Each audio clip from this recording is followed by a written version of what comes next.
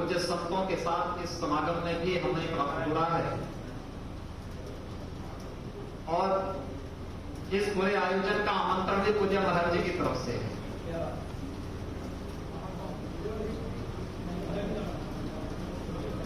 स्वाभाविक रूप से एक अद्भुत क्षण हम सबके सामने होगा और मैं चाहूंगा कि एक तो स्वच्छता का था अयोध्या में, जहां कहीं आश्रम है, मठ है, मंदिर है,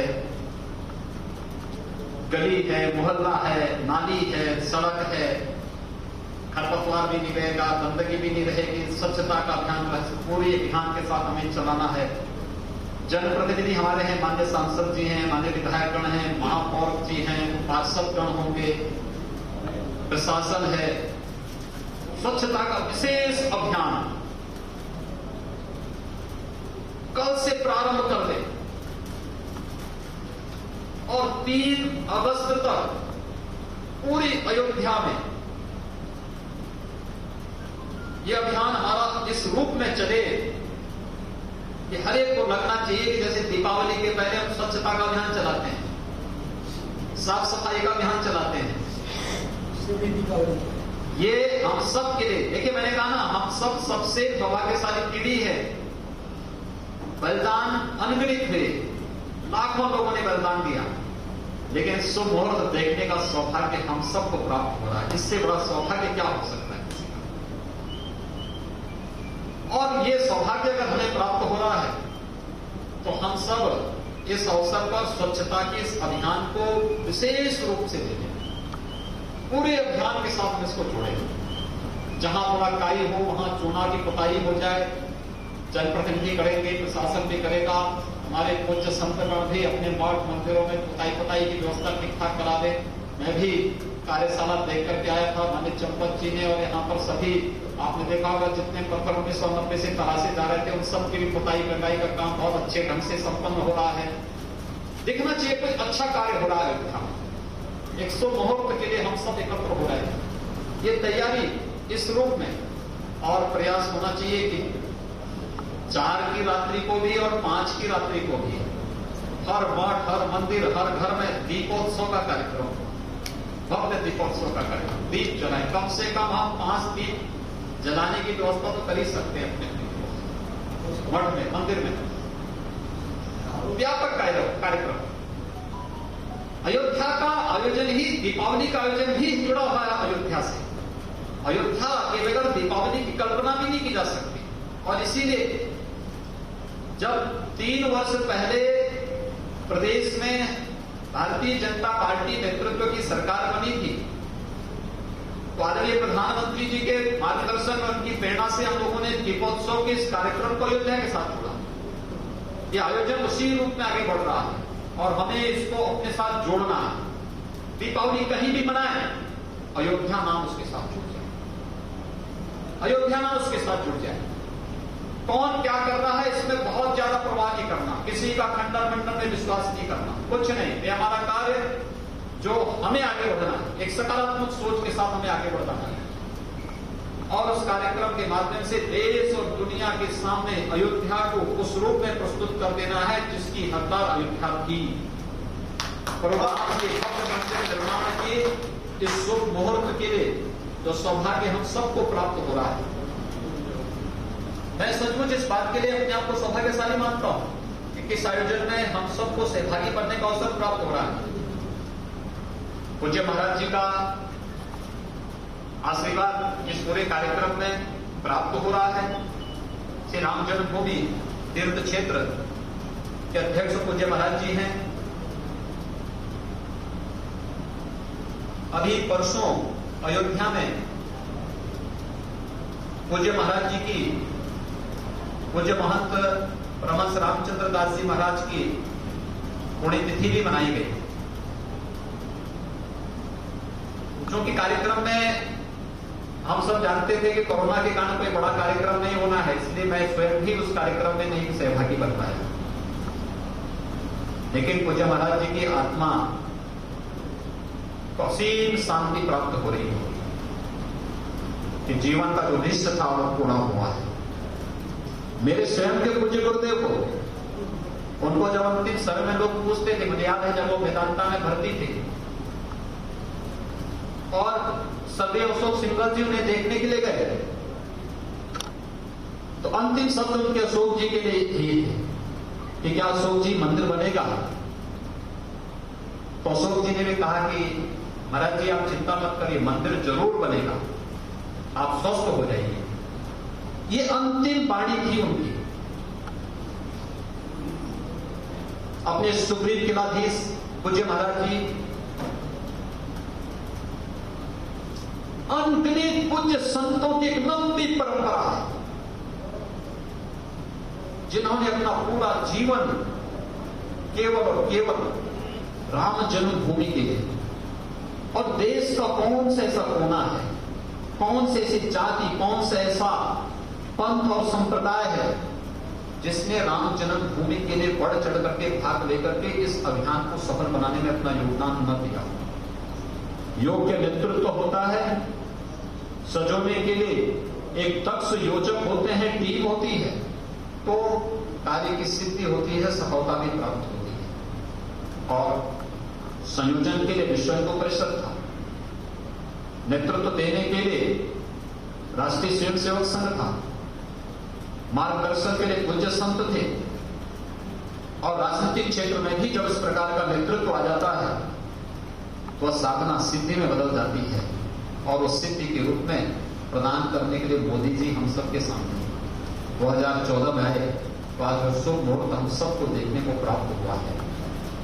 मैं तो आप सबसे अपील करूंगा कि व्यापक अभियान का हिस्सा बनकर के हम अयोध्या में उस प्रकार की एक व्यापक रणनीति को बनाएं, और उस व्यापक रणनीति का हिस्सा अगर हम बनते हैं तो यहां पे श्री राम जन्मभूमि तीर्थ क्षेत्र के द्वारा भी आह्वान हो पूरा देश के लिए। अद्भुत कार्यक्रम बने, 5 अगस्त की तिथि यादगार तिथि बने, देश के लिए भी दुनिया के लिए। और यादगार तिथि बनाने के लिए कितने स्थानों पे संकल्प होना है। विकास की कार्य योजना किस रूप में अयोध्या की तैयार होनी है? राम मंदिर का निर्माण देश और दुनिया का हिंदू करेगा, और बाकी उसके बाहर की तो मुख्यमंत्री योगी आदित्यनाथ को आप सुन रहे थे, जो इस वक्त अयोध्या में है, संतों से मुलाकात कर रहे हैं, और साथ ही वो जिक्र कर रहे हैं कि 500 साल बाद आखिरकार वो वक्त आ रहा है जब भूमि पूजन के साथ ही शुरू होगा राम मंदिर निर्माण का कार्य भी। और साथ ही उन्होंने कहा कि सफाई अभियान चलाना है, 3 अगस्त तक ये पूरा सफाई अभियान पूरा हो जाना चाहिए, और अयोध्या ऐसी लगे मानो दिवाली मनाई जा रही हो। सरकार ये चाहती है कि ऐसा लगे राम जन्मभूमि पूजन के दिन कि मानो दिवाली मनाई जा रही है और खुद साक्षात भगवान राम अयोध्या लौट रहे हैं। इस सब के बीच दिशा निर्देश भी मुख्यमंत्री की तरफ से दिए गए। आपको बता दें, आज अयोध्या पहुंचे हुए मुख्यमंत्री योगी आदित्यनाथ, और इस वक्त अयोध्या से हमारे सहयोगी अरुण लाइव जुड़ रहे हैं। अरुण, मुख्यमंत्री योगी आदित्यनाथ को अभी सुन रहे थे, तमाम तरह के दिशा निर्देश दे रहे थे, लेकिन उनकी बातों से ऐसा लग रहा था कि अयोध्या राम जन्मभूमि पूजन के दिन ऐसी लगे कि ना सिर्फ देश बल्कि दुनिया देखे। लेकिन निश्चित रूप से इस वक्त मैं सबसे पहले तस्वीरें दिखाऊं आपको। योगी आदित्यनाथ इस वक्त जो कार सेवक पुरम है, राम मंदिर आंदोलन का केंद्र रहा है। अशोक सिंघल सारी गतिविधि यहीं से चलाते थे, और पूरे देश और दुनिया में अगर राम मंदिर आंदोलन को आगे लेके जाया गया तो यही इसी कार सेवकपुरम से ही उसको हाईलाइट किया गया था। और इसी कार सेवकपुरम के अंदर मुख्यमंत्री योगी आदित्यनाथ अधिकारियों के साथ, और ट्रस्ट जो है राम मंदिर तीर्थ क्षेत्र ट्रस्ट जो है उसके पदाधिकारियों के साथ मुलाकात कर रहे हैं। और जैसा कि आपने बताया, विश्व हिंदू परिषद ने बाकायदा अपने सभी मंदिरों, जितने भी उनके पदाधिकारी हैं, जितने भी मठाधीश हैं, जितने भी संत हैं, महंत हैं, और आम जनता से अपील की है कि 5 तारीख को जिस दिन भूमि पूजन करेंगे प्रधानमंत्री नरेंद्र मोदी, उसी दिन की शाम को पूरे अयोध्या में और देश के तमाम मंदिरों में दीपावली की तरह दिए जलाए जाएं और जश्न मनाया जाए। उसी तरह से जश्न मनाया जाए जिस तरह से प्रभु श्री राम जब लंका पर विजय प्राप्त करके अयोध्या लौटे थे, और उस दिन जो दीपावली मनाई गई थी और उसी के बाद आज तक दीपावली मनाई जाती है, कुछ उसी तरह का समा बधे, कुछ उसी तरह का पूरा जो ये दृश्य है वो सबके सामने उपस्थित हो। उसके पीछे एक वजह यह है कि ये जो विवाद है, कुछ दशकों से इस विवाद में तेजी आई थी, लेकिन सदियों पुराना विवाद ये है, और अब जब ये सुलझ गया सुप्रीम कोर्ट के फैसले के बाद और भव्य और दिव्य मंदिर बनाने का रास्ता साफ हो गया और भूमि पूजन हो जाएगा, उस दिन को ऐतिहासिक बनाने में कोई कोर कसर नहीं छोड़ना चाहती न तो उत्तर प्रदेश सरकार और न ही राम मंदिर आंदोलन से जुड़ा हुआ ये जो कार सेवक पुरम का में रहने वाले लोग हैं, यानी विश्व हिंदू परिषद के पदाधिकारी। अरुण, कुछ बातें योगी आदित्यनाथ की सुनी कि किस तरीके से अयोध्या को उस दिन पूरी तरीके से भव्य सजाया जाएगा, दुल्हन की तरह सजाया जाएगा, लेकिन इसके अलावा मुख्यमंत्री ने अधिकारियों से भी मुलाकात की है। किस तरीके के निर्देश दिए गए हैं अयोध्या की भव्यता को लेकर? देखिए, पहली बात तो यह कि सबसे पहले योगी आदित्यनाथ को हनुमानगढ़ ही आना था, लेकिन वो कार्यक्रम में बदलाव करके सीधे पहुंच गए रामलला के दर्शन करने। और वहां पर जो मेकशिफ्ट टेम्पल बना था एक, यानी जहां जन्मभूमि है वहां से निर्माण कार्य उसके समतलीकरण के लिए राम और सीता इन दोनों लोगों की मूर्तियों को मेकशिफ्ट टेम्पल में ले जाया गया था। लेकिन लक्ष्मण, भरत और शत्रुघ्न, उन लोगों को आज चांदी की आसंदी बनवा करके मुख्यमंत्री योगी आदित्यनाथ अपने साथ लाए थे और उन तीनों को भी वहां पर विराजमान कर दिया। पहली बात। दूसरी बात, भूमि पूजन जहां होना है, अधिकारियों के साथ उस पूरे क्षेत्र का जायजा लिया है मुख्यमंत्री ने। प्रधानमंत्री कहां भूमि पूजन करेंगे, सबसे पहले वो कहां आएंगे, मंदिर कहां से कहां तक उसकी परिधि होगी, कहां बनेगा, क्योंकि अब मंदिर के डिजाइन में भी थोड़ा सा बदलाव किया गया है। ऊंचाई उसकी 161 फीट हो गई है, लंबाई और चौड़ाई भी बढ़ गई है, लगभग 1 लाख घन फुट ज्यादा पत्थर अब लगने वाला है। तो भव्यता और दिव्यता किस तरह की होगी और निर्माण कार्य में कितना समय लगेगा, वहां जो समतलीकरण का कार्य हो रहा है वो कितनी प्रगति पर है, अधिकारियों के साथ इन सब बातों पर चर्चा की है योगी आदित्यनाथ ने। और अब जो सबसे महत्वपूर्ण बैठक है वो कार सेवक पुरम में यहाँ पर हो रही है। चंपत राय यहाँ पर मौजूद है, धर्मार्थ कार्य मंत्री यहाँ पर मौजूद है उत्तर प्रदेश के, और इसमें यह तय होगा कि जो अतिथि हैं, जो गेस्ट हैं, उनमें किनको बुलाया जाए, क्योंकि सब लोग आना चाहते हैं इस ऐतिहासिक लम्हे का साक्षी बनने के लिए। लेकिन कोरोना काल में जगह कम होगी, प्रधानमंत्री का कार्यक्रम है, इसलिए इन सारी बातों पर आज विचार विमर्श हो रहा है। बिल्कुल, इन सारी बातों पर विचार विमर्श हो रहा है और कौन कौन लोग इनवाइट किए जाएंगे, क्योंकि कोरोना काल में संख्या बहुत कम रहेगी, उसको लेकर भी अरुण आपके पास लौट रहे हैं। लेकिन इस बीच कार सेवक पुरम में पदाधिकारियों से बातचीत कर रहे थे मुख्यमंत्री योगी आदित्यनाथ, तो उन्होंने किस तरीके से कहा कि सदियों से चला आ रहा जो विवाद था वो खत्म हो और आखिरकार वो वक्त आ रहा है 500 साल बाद जब राम मंदिर निर्माण की शुरुआत होगी। जरा सुनिए योगी आदित्यनाथ ने क्या कहा। अयोध्या के लिए 500 वर्षों के बाद इस प्रकार का शुभ मुहूर्त देखने को मिला है, और मैं आप सबसे विनम्र अपील करूंगा कि हमारा प्रयास होना चाहिए कि 3 दिन यानी 3 रक्षाबंधन से हमारा प्रयास होना चाहिए कि लगातार 3 दिनों तक हर मंदिर में अखंड रामायण का पाठ हम लोगों के स्तर पर। हमारे साथ महान धर्मदास जी हैं। धर्मदास जी, पहले तो ये बताइए कि जो अतिथियों की संख्या है या अतिथियों के नाम हैं वो कब तक तय हो जाएंगे, क्योंकि मंदिर आंदोलन से तो हजारों लोग जुड़े रहे थे, कितने लोग यहाँ पर आएंगे?